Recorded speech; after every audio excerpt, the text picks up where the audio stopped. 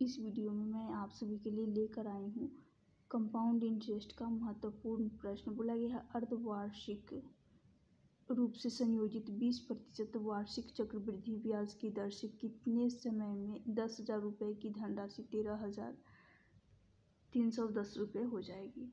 ध्यान से देखना, यहाँ पर अर्धवार्षिक बोला गया है। जब अर्धवार्षिक संयोजित होता है इसका मतलब क्या होता है? आधा। अर्धवार्षिक 1 वर्ष 12 मंथ का, अर्धवार्षिक 6 मंथ का, यानी आधा हो जाएगा। जो रेट होता है, रेट यानी कहे तो दर क्या होता है? जब अर्धवार्षिक होता है तो रेट आधा हो जाता है, यानी इस 20 का आधा कर देंगे। कितना आएगा? 10%। 10% आ गया। अब इस 10% को 10/100 करेंगे, फ्रैक्शन बट्टा में 100 हो जाएगा, परसेंटेज है तो यहाँ से 1/10 आएगा। 1/10, 10 जैसे कि दिख रहा है कि ये क्या होता है? बट्टा में जो होता है वो मूलधन होता है, और अंश में जो होता है ये क्या होता है? ये ब्याज होता है, ब्याज होता है। यदि ब्याज को और मूलधन को ऐड कर दिया जाए तो क्या मिलेगा? अमाउंट मिलेगा, यानी मिश्र धन मिल जाएगा। क्या मिलेगा? मिश्र धन मिल जाएगा। तो यहाँ से प्रिंसिपल हमें पता है और अमाउंट भी निकाल देंगे। प्रिंसिपल 10 यदि है तो उस 10 में इंटरेस्ट ऐड कर देंगे, 11 हो गया।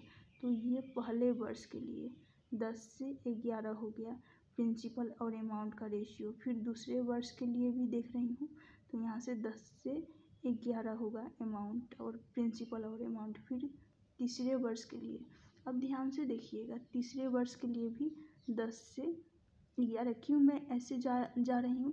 यहाँ पर मल्टीप्लाई कर देती हूँ। देखिएगा, एक शून्य से ये शून्य कट जाएगा। ये क्या है? ये प्रिंसिपल है, और ये प्रिंसिपल है और ये अमाउंट है। समझिए, ये अमाउंट है। तो यदि मैं 10 का क्यूब कर रही हूँ, 10 को 3 बार मल्टीप्लाई करूँगी तो 1000 हो जाएगा। वही 11 का क्यूब 1331 होता है, जो कि यहाँ से मिल गया, राइट। 1331, ये अमाउंट 1331 और ये प्रिंसिपल 1000 हो गया। क्लियर? तो इसका मतलब क्या हो रहा है कि टाइम 3 वर्ष का लग रहा है। कितने वर्ष का? जो टाइम हो रहा है, टाइम 3 वर्ष का हो रहा है। लेकिन क्या बोला गया है? अर्धवार्षिक, मतलब आधा हो जाएगा। 1 वर्ष, एक वर्ष, तो 1 वर्ष का आधा यहाँ पर दे रखा है। तो जैसे कि मैं रेट को आधा की हूँ, तो जब रेट आधा किया जाता है तो टाइम भी अर्धवार्षिक के केस में आधा हो जाता है। तो टाइम यहाँ 3 वर्ष का है तो इसका आधा करेंगे, 3 में 2 का भाग लगाएंगे तो कितने बार में जाएगा? यहाँ से 3 2 एकम 2, 1 बार में जा रहा है। फिर यहाँ पर क्या बचेगा?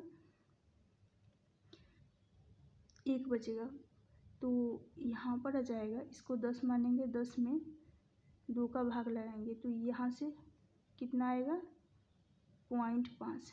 तो 1.5, 0.5 को क्या लिखते हैं? 1/2। क्या लिखते हैं? 0.5 को 1/2 लिखा जाता है। तो इसलिए 1/2 इस क्वेश्चन का सही आंसर हो जाएगा। एक सही 1/2 वर्ष। ऑप्शन बी होगा इस क्वेश्चन का करेक्ट आंसर। ये तो रहा बेसिक तरीका। इसको शॉर्ट डायरेक्ट मेथड से भी बनाया जा सकता था। डायरेक्ट मेथड, इसमें क्या करते? डायरेक्ट मेथड में इसमें करते जैसे कि 1000 यहाँ पर दे रखा है, प्रिंसिपल 10,000 है और ये अमाउंट हो गया 10,000। देख रही हूँ, प्रिंसिपल को उठाती और अमाउंट को 13,310 को उठाती। एक शून्य से ये शून्य चला गया। अब मैं यहाँ पर साफ दिख रहा है कि ये किसका है? 10 का क्यूब रूट है। 10 क्यूब रूट 10 है और ये क्यूब रूट 11 है। यहाँ पर क्यूब याद होना चाहिए, तब जाकर इजली बनाया जा सकता है। इसका मतलब क्या हो जाएगा? टाइम 3 वर्ष का रहेगा।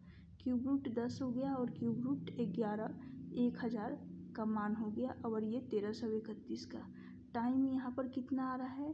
टाइम, इसका मतलब हो जाएगा 3 वर्ष का। टाइम 3 वर्ष का।